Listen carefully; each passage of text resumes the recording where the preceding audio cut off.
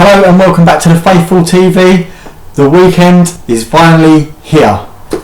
Premier League kicks off. What have we been doing all summer?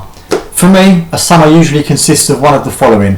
Either sitting there reading transfer news, garbage stories, rubbish reports and a load of old waffle every single day, deciding what to believe, deciding what's a load of tosh, and it basically fills up the majority of my day. And if I'm not doing that, you normally find there's a World Cup or a European Championships and I'm left heartbroken by believing England can go all the way and ultimately getting knocked out in a group. So basically what I'm trying to say to you is summer without Premier League football is absolutely atrocious, and I cannot wait for Spurs to come to Old Trafford this weekend. So it's been a while since I've been on your screens.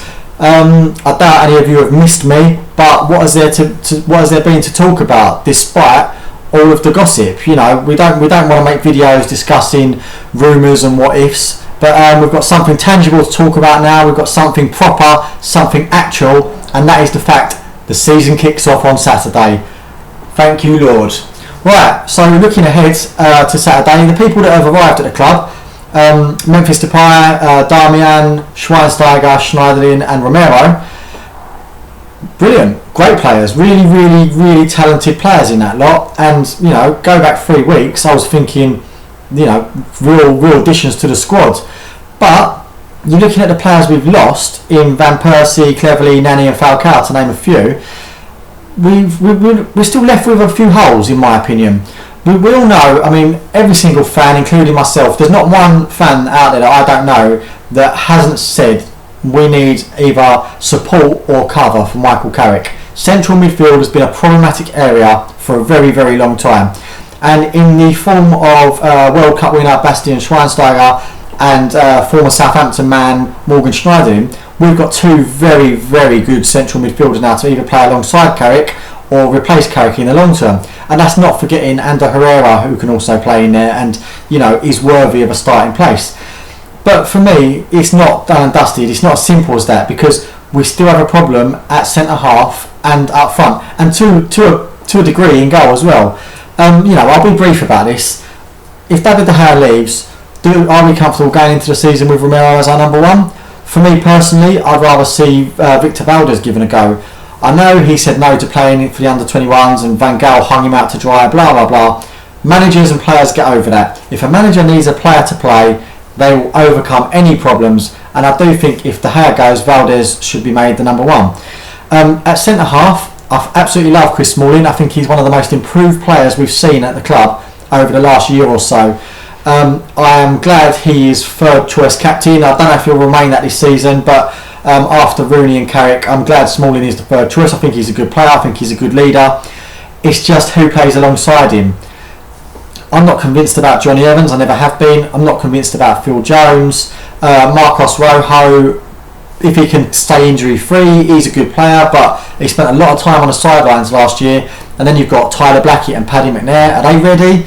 For me, centre back is still a problematic area, and don't even get me started on up front, because Wayne Rooney is our club captain. You know, he's a firm favourite amongst many fans. The media love him. You know, he's the golden boy of this England generation, but he's not quite the player he was 3 years ago. Now, don't get me wrong, he's very effective at times, but he seems to have lost a yard of pace on the ball. And by pace on the ball, I mean when he's in possession, running with the ball, he seems to have lost a yard. In a head-on sprint without the ball, he's still quick, but with the ball, he's lost a yard. His touch can be, you know, atrocious from time to time. And last season, he didn't find the net too often. Yes, he was played a bit deeper, but still, it is his worst return in many seasons. So going in with him as probably our only senior striker, looking at it, because James Wilson is still a youngster, and it remains to be seen if Hernandez will stay at the club, but that worries me a tad. But nonetheless, I'm positive, I'm optimistic. You've always got to be positive going into the first game of the season. We're inviting Spurs to Old Trafford on Saturday that have had, you know, not a bad pre-season themselves. They normally, you know, splash the cash on lots of players, but this time around they haven't really invested too much. Seem to be sticking with what they've got. There was a lot of rumours that we was in for two of their players, Lloris and Kane, but that hasn't materialised.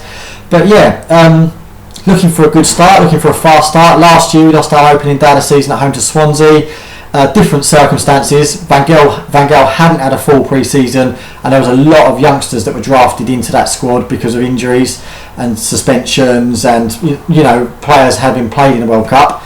This time around, I think we're a lot more prepared. It's been acknowledged by the manager that he's going to opt for Daley Blind at centre half. That's probably because of the lack of trust for the other guys.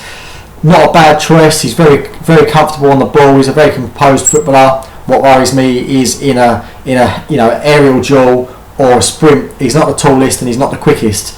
When you're dominating against smaller sides, Daley Blind will be excellent from centre half. He will bring the ball out comfortably. It will be an additional option going forward. But against a team with a striker like Harry Kane, and don't get me wrong, Spurs are no mugs. They've got some good players, and they'll be looking for a top 4 finish this season. So I'm not sure Blind would be the right way to go, but the boss is the boss, and so far so good. He said in his first season he wants European qualification, and we've got that. So what can we expect in his second season? There's still the ongoing sagas, as we mentioned, of De Gea. He still might go to Real Madrid. If his mind's not in it and his heart's not in it, and he's got he's lacking concentration, should we really be keeping him at the club? Everyone will say he's got to get his head down and be professional, but I'm not sure how much I agree with that. Once your head's turned, that's it. You're pretty much gone. It goes for anybody at work. If you're we all work. If you're in your job and someone offers you more money to go and do a better job for a better company, I use better loosely. I use better because obviously he's from Madrid and he sees them as a better option. But it goes for anyone. If somebody offers you better terms and conditions of work, your head's going to be turned. It's as simple as that. So it must be a lot harder for footballers to sort of stay composed and concentrate. So it might be better to sort of wave goodbye to De Gea. In terms of Di Maria, I didn't like it when we signed him. I thought we overpaid. I thought he was completely overrated. I've never really got on board with it. So farewell to Di Maria. I can't believe we're getting 45 million quid for him. I think we're absolutely robbing PSG blind getting 45 million quid for Di Maria. Don't get me wrong, we paid 60 million, but we was absolutely mugged there completely. We was taken to the cleaners by Real Madrid.